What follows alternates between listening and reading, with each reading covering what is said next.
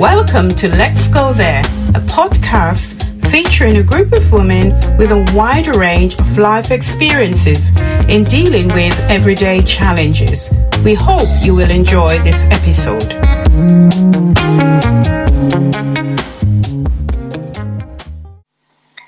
Hello, Ava. Hello, Kim. How are you doing? Very well, thank you. And yourself? I'm pretty good, thank you. Great. So what are we talking about today? So today we're talking about emotional abuse. Amazing. Yeah. So emotional abuse is being probably the one that covers all of the different forms of abuse within domestic abuse, emotional abuse, because everything will eventually get to a person's emotions, won't they?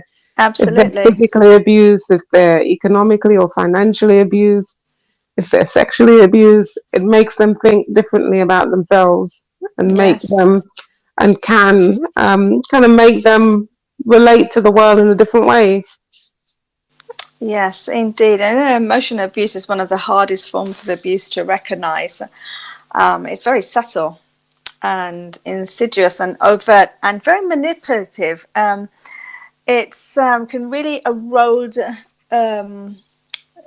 someone's personality, erode self-confidence, everything about a person that's going through this when someone's emotionally abusing them. And it's very hard to detect in the very beginning because it could be deemed as quite over controlling, but could be looked at that person loves that person and is very protective as well.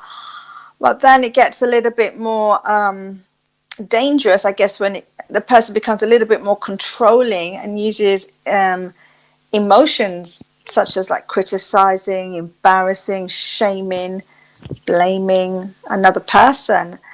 And I think when this is an ongoing basis, it does erode on your mind as well, mentally as well as physically, because obviously you know the mind and body works hand in hand.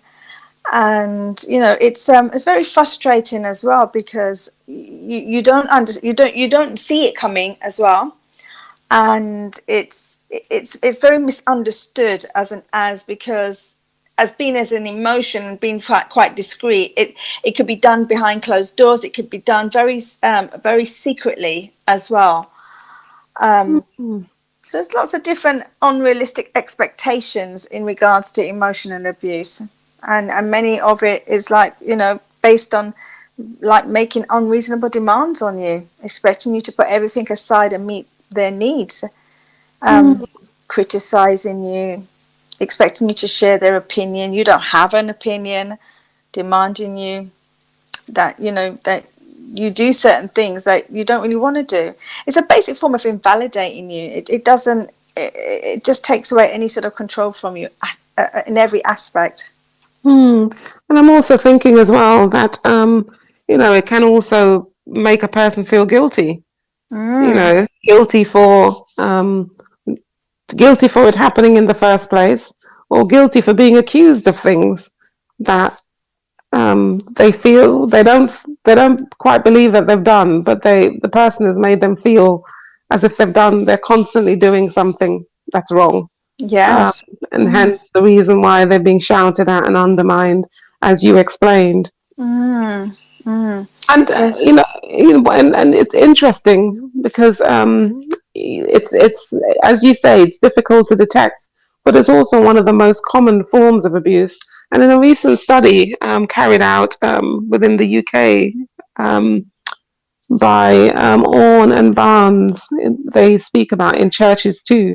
Actually, emotional abuse was one of the most common forms of abuse experienced by people across the spectrum. So it really encourages us to think about the dynamics of our interpersonal relationships and how we get what we want in relationships, and also what we're using to get a person to do the things that we want them to do, and when those particular tactics that people use within relationship falls into the realm of domestic abuse or emotional abuse. I want Absolutely. I wanted to also talk about, just relatedly, this is a topic in relation to sort of emotions or showing the emotions. So, what does it look like if you're emotionally abused? How does a person tell if you're emotionally abused? I'm going to make a slight digression, but I wanted to introduce this because I think it's quite relevant in terms of, kind of showing the emotions. One of the things that I'm familiar with is that within church situations, within faith context, people show emotions in terms of, feeling the spirit, feeling blessed, feeling inspired. So people can weep when they're in faith spaces as a way of showing the emotions. And in some research that I've carried out, women say that they find those spaces, they're able to show their emotions in those spaces without being questioned.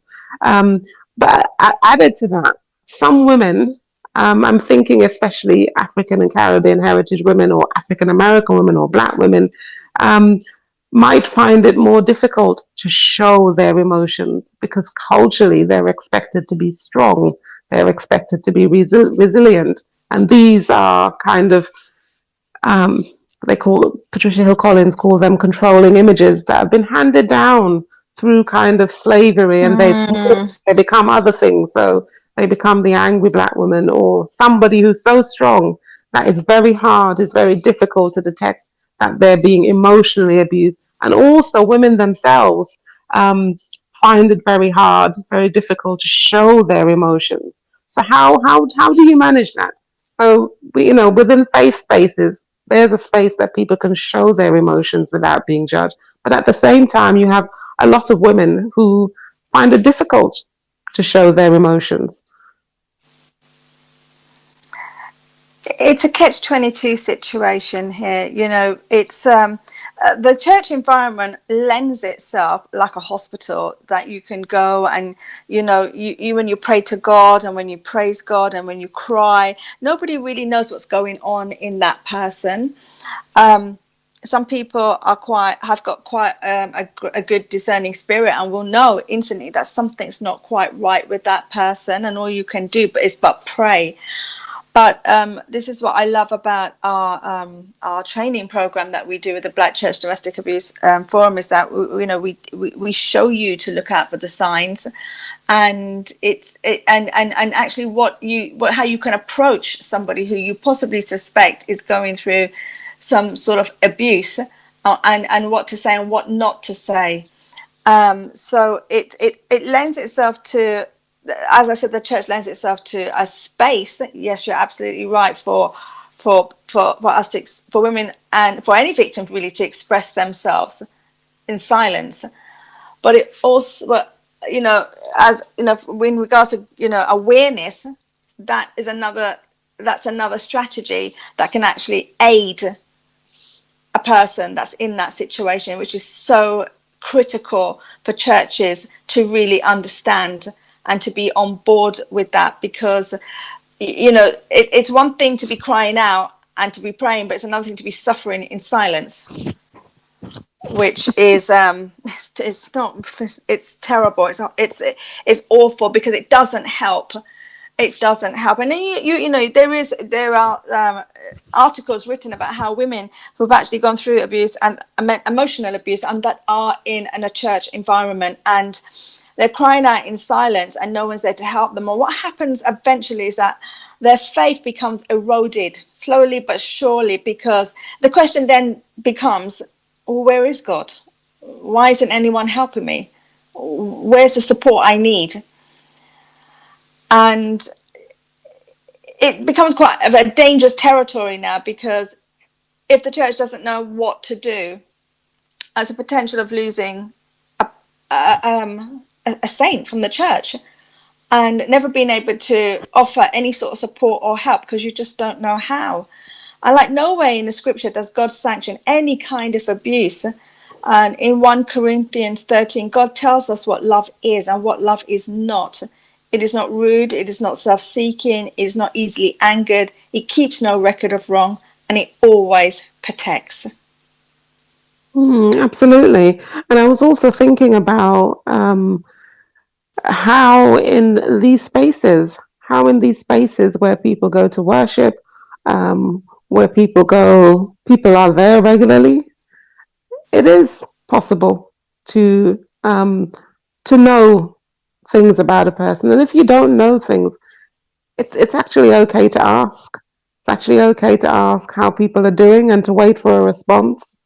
And also, as you rightly say, to access some training in these particular spaces to understand how to pick up on signs that a person might be abused, or they might be in a situation where they're experiencing emotional abuse, and especially for forms of abuse that are difficult to detect, um, forms of abuse that are the most common but are difficult to detect. So it seems to entail a kind of understanding of the people in our circles, the people in our churches, the people among us, really having a deep understanding of that person, so that um, it is somewhat possible for either you to pick up on something or for you to ask a question that then enables them to speak and feel that they can have some sort of trust. And some of the ways in which faith spaces, church spaces can spread that information is just by having visible information, by speaking about these things, because once you speak about forms of once you speak about anything, it says to a person who's having that experience, oh, I'm not invisible. I'm not invisible. Somebody else knows that this is happening. This is important. It's not just important for me, it's important within these spaces. So I'm thinking about how the spaces that people attend and the people who are in those spaces can become more sensitized to people's lives, what people are experiencing. Yes, absolutely, absolutely. Well, on that note, Ava, I think this has been a fantastic subject. Very interesting indeed. Yes, and lots to think about.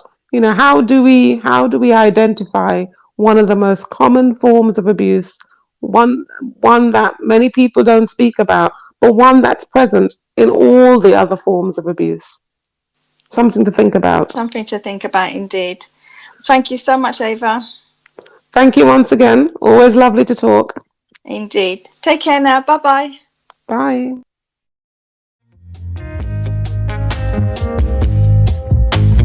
Thank you for listening to our podcast. We hope you found it inspiring and insightful. If you have been affected by any of the issues raised today, feel free to contact the Association of Christian Counselors in your area.